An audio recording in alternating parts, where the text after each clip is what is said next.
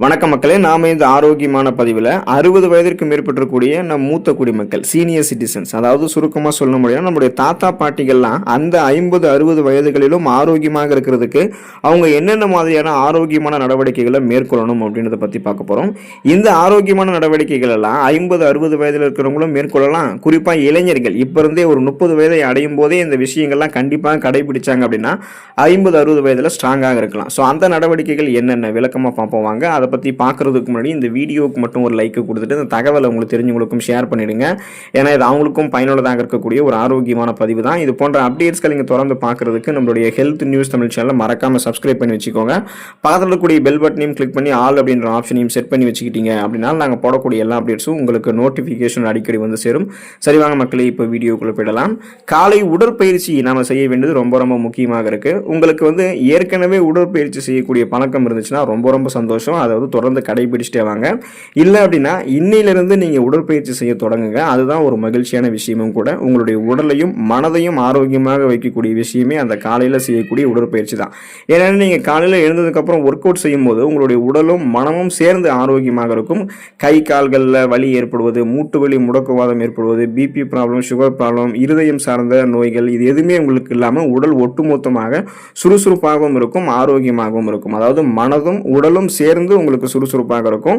உடல் வந்து பார்த்தீங்கன்னா நீங்கள் உடற்பயிற்சி காலையில் செய்கிறீங்க, அதாவது சின்னதாக நீங்கள் வந்து வாக்கிங் போகிறீங்க அப்படின்னா கூடமே அது வந்து உடற்பயிற்சி தான். ஏன்னா நடைப்பயிற்சியே சிறந்த உடற்பயிற்சின்னு சொல்லுவாங்க. அப்போ நீங்கள் மார்னிங் இந்த மாதிரி வந்து உடற்பயிற்சிகள் நிறைய சின்ன சின்னதாக, அதாவது அதிக ஸ்ட்ரெஸ் டென்ஷனை ஏற்படுத்தாத அளவுக்கு, அதிக எனர்ஜியை வந்து நமக்கு வேஸ்ட் பண்ணாத அளவுக்கெல்லாம் நீங்கள் வந்து போதுமான அளவுக்கு வந்து உடற்பயிற்சி செஞ்சீங்க அப்படின்னாலே உங்களுடைய உடலில் ரத்த ஓட்டத்தினுடைய அளவு சீராக இருக்கும், சுறுசுறுப்பாக நீங்கள் இயங்க ஆரம்பிப்பீங்க. அதனால் நீங்கள் உடற்பயிற்சிகளை காலையில் செய்ய வேண்டியது ரொம்ப ரொம்ப அவசியம். அது வந்து நீங்கள் மாலை நேரங்கள்லையுமே செய்யலாம்.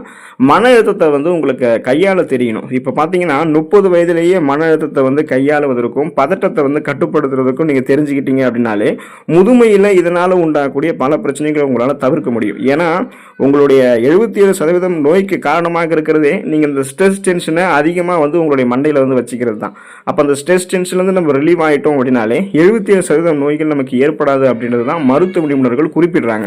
இப்போ மன அழுத்தத்தை நீங்கள் எப்படி கையாளலாம்? நீங்கள் வந்து புத்தகங்களை படிக்கலாம், சைக்கிள் பயிற்சி மேற்கொள்ளலாம், உங்களுடைய துணைவரோட சேர்ந்து பேசலாம், அதை நண்பர்களோட சேர்ந்து பேசலாம், வெளியே வந்து நீங்கள் டூர் போயிட்டு வரலாம், நீச்சல் பயிற்சி மேற்கொள்ளலாம். இந்த மாதிரி உங்களுக்கு பிடிச்ச விஷயங்களை வந்து நீங்கள் செய்யும் போது, பிடிக்காத விஷயத்தை கொஞ்சம் தள்ளி வைக்கும் போது, நெகட்டிவ் எனர்ஜிலாம் இல்லாமல் பாசிட்டிவ் ரெஸ்பான்ஸோடு இருக்கும்போது 50-60 வயதிற்கு மேற்பட்டவர்கள் மட்டும் கிடையாது, இளம் வயதில் இருக்கிறவங்களுக்குமே மன அழுத்தத்தை கையாள தெரிஞ்சிடும்.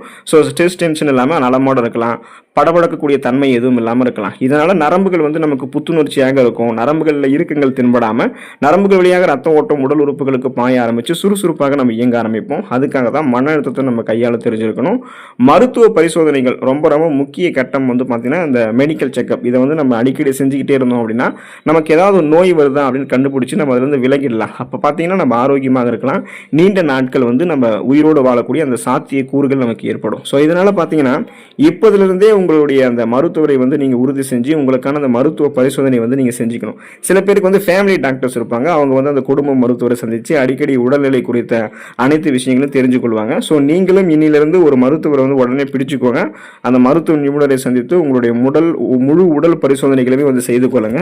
இதனால் ஆரம்ப நிலையிலிருந்தே நோய் அறிகுறிகளை கண்டறிந்து உங்களால் அந்த நோய்களிலிருந்து விடுபட முடியும். ஸோ இது வந்து ஒரு பெஸ்ட் சொல்யூஷன். மெடிக்கல் செக்அப் அப்படின்ற விஷயத்தை பற்றின புரிதல் வந்து பல பேருக்கு இல்லாமல் இருக்கலாம். சில பேர் வாரத்தில் ஒரு தடவை மெடிக்கல் செக்அப் பண்ணுவாங்க. அதெல்லாம் 50-60 வயதிற்கு மேற்பட்டிருக்கிறவங்க பண்ணுவாங்க. இளம் வயதில் இருக்கிறவங்க மாசத்துக்கு ஒரு தடவை மெடிக்கல் செக்அப் பண்ணுவாங்க. இல்லைன்னா 6 மாதங்களுக்கு ஒரு தடவை மெடிக்கல் செக்அப் பண்ணுவாங்க. சில பேர் 3 மாதத்துக்கு ஒரு தடவை மெடிக்கல் செக்அப் பண்ணுவாங்க. வருஷத்துக்கு ஒரு தடவை மெடிக்கல் செக்அப் பண்ணுறவங்களாம் இருக்காங்க. அவங்களாம் இன்னும் ஆரோக்கியமாக இருக்கிறவங்க. ஸோ உங்களுக்கு ஏதாவது உடல்நல குறைவுகள் அடிக்கடி ஏற்படுது அப்படின்னா கண்டிப்பாக நீங்கள் ஒரு மருத்துவரை சந்தித்து முழு உடலையுமே மருத்துவ பரிசோதனை செய்து கொள்ளுங்க. அப்போ தான் ஏதாவது பிரச்சனை இருக்கா அப்படின்னு தெரிஞ்சதுன்னா உடனே நம்ம வந்து அதுக்கான மருந்துகளை எடுத்துக்கொண்டு மருத்துவரை சந்தித்து கொண்டு அந்த உடல்நல பிரச்சனைகளிலிருந்து விடுபட்டு நம்ம ஆரோக்கியமாக இருக்க முடியும்.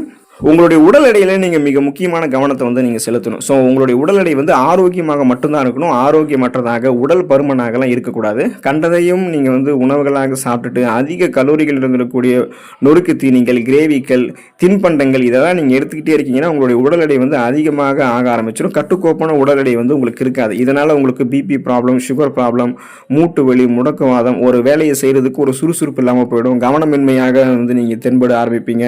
அதே போல் இன்னும் குறிப்பாக உங்களுக்கு பார்க்கணும்னா இதய நோய்கள்லாம் ஏற்படுவதற்கு சான்சஸ் இருக்குது. ஸோ இந்த மாதிரி பார்த்தீங்கன்னா இருக்கக்கூடாது, நீங்கள் சுறுசுறுப்பாக ஆரோக்கியமாக இயங்கணும், உங்களுடைய உடல் எடை எல்லா நோய்களுக்குமே தட்டுப்பாடோடு இருக்குன்னா கண்டிப்பாக உடல் எடையை குறைக்கக்கூடிய நடவடிக்கைகளை இப்போயே மேற்கொள்ளுங்க. 20-30 வயதுலேருந்தே உடல் எடையை கட்டுக்கோப்பாக வைத்துக்கிட்டிங்கன்னா 40, 50, 60 வயதுகள்லாமே நீங்கள் சுறுசுறுப்பாக ஆரோக்கியமாக இயங்கலாம். ஸோ கண்டிப்பாக உடல் ஆரோக்கியமாக இருக்கணும்னா ஆரோக்கியமான உடல் எடையை நம்ம தொடர்ந்து பராமரிக்க வேண்டியது அவசியம். அதை முதல்ல இப்போ இருந்தே நீங்கள் மைண்டில் ஃபிக்ஸ் பண்ணிக்கோங்க.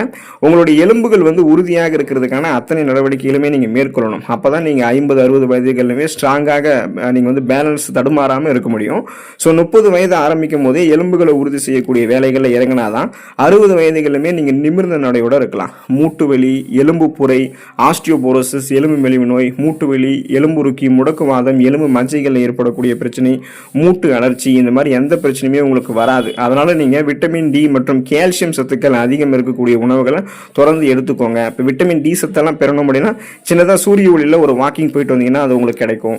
அப்போ பார்த்தீங்கன்னா உணவுகள்லையுமே இந்த விட்டமின் டி, கால்சியம் போன்ற ஊட்டச்சத்துக்கள் எல்லாமே இருக்குது. பால் மற்றும் பால் பொருட்களில் கவனம் செலுத்துங்க. இது எல்லாமே உங்களுக்கு வந்து ஊட்டச்சத்துக்களை கொடுத்து எலும்புகளை உறுதி பெற வைக்கும். 50-60 வயதில் இருக்கக்கூடியவங்களும் பால் மற்றும் பால் பொருட்களை சாப்பிட்டு கீரை வகைகளை சாப்பிட்டு எலும்புகளை உறுதி பண்ணிக்கலாம். சூரிய ஒளியின் மூலமாக விட்டமின் டி சத்தை பெற்று ஊட்டச்சத்துக்களை உறிஞ்சி எலும்புகளை பலப்படுத்திக்கலாம். ஸோ எலும்புகள் உறுதியாக இருக்க வேண்டியது ரொம்ப ரொம்ப அவசியம். அதில் கவனமாக இருங்க.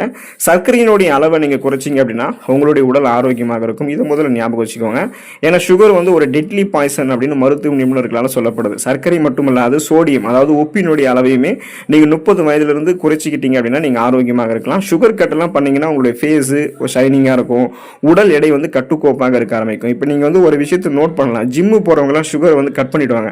ஏன்னா அவங்களுக்கு உடல் எடை குறைப்பில் முக்கிய கவனமே அந்த சுகர் தான் வந்து இருக்குது. ஏன்னா சுகரை வந்து கண்ட்ரோல் பண்ணிட்டீங்க அப்படின்னாலே உங்களுடைய உடல் வந்து பன்மடங்கு பலம் பெறும், ஆரோக்கியமாக உங்களை வந்து வைத்துக் கொள்ளலாம். ஸோ சுகருடைய அளவு வந்து இந்த வெள்ளை சர்க்கரை போன்ற வடிவங்கள்லாம் எடுத்துக்காம வேற வேற முறைகளில் மாற்று வழிகளில் செய்ய ஆரம்பிங்க. சுகர் வந்து கம்மியாக எடுத்துக்கோங்க.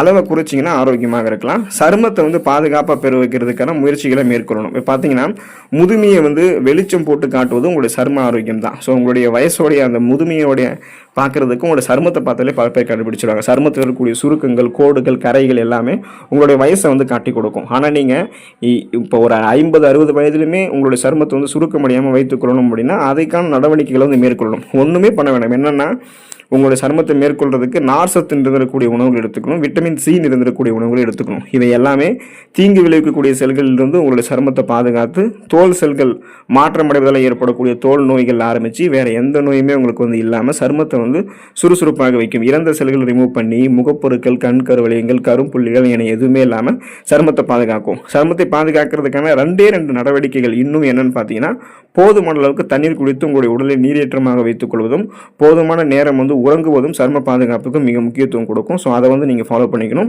அதுக்கடுத்து வந்து பார்த்தீங்கன்னா குடும்ப நோய், அந்த ஃபேமிலி ப்ராப்ளம் உங்களுக்கு வந்து இருக்குன்னா அந்த நோய்களை செக் பண்ணிக்கிறது ரொம்ப ரொம்ப அவசியம். ஏன்னா 30 வயதிலேயே உங்களுக்கு வந்து உடல் பரிசோதனை செய்து எதுவும் இல்லை அப்படின்றத நீங்கள் தெரிந்து கொள்வது போல உங்களுடைய மரபு வழி குடும்பத்தினருக்கு எந்தெந்த வயதில் என்னென்ன நோய்கள் வந்தது அப்படின்னு நீங்கள் தெரிஞ்சுக்கிட்டீங்கன்னா அந்த நோய்கள் உங்களுக்கு தொடர்ந்து வராமல் இருக்கிறதுக்கான முன்னெச்சரிக்கையாக இருக்கிறதுக்கு உங்களால் முடியும். ஸோ அப்போ பார்த்தீங்கன்னா ஃபேமிலி ஜெனட்டிக் ரீசன்ஸில் மரபு வழி சார்ந்த நோய்கள் உங்களுக்கு ஏதாவது வருதுன்னா அந்த நோய்கள் வந்து விலகுவதற்கான காரணங்களை தெரிந்து கொண்டு அதுலேருந்து விலகி நலமோடு இருங்க. ஸோ இந்த நடவடிக்கைகளை நீங்கள் வந்து மேற்கொள்றீங்க அப்படின்னா உடல் உங்களுக்கு 40, 50, 60 வயதிலையுமே ஆரோக்கியமாக இருக்கும், நலமாக நீங்கள் இருக்கலாம். அடுத்த ஆரோக்கியமான பதிவில் மறக்காமல் சந்திப்போம். நன்றி மக்களே.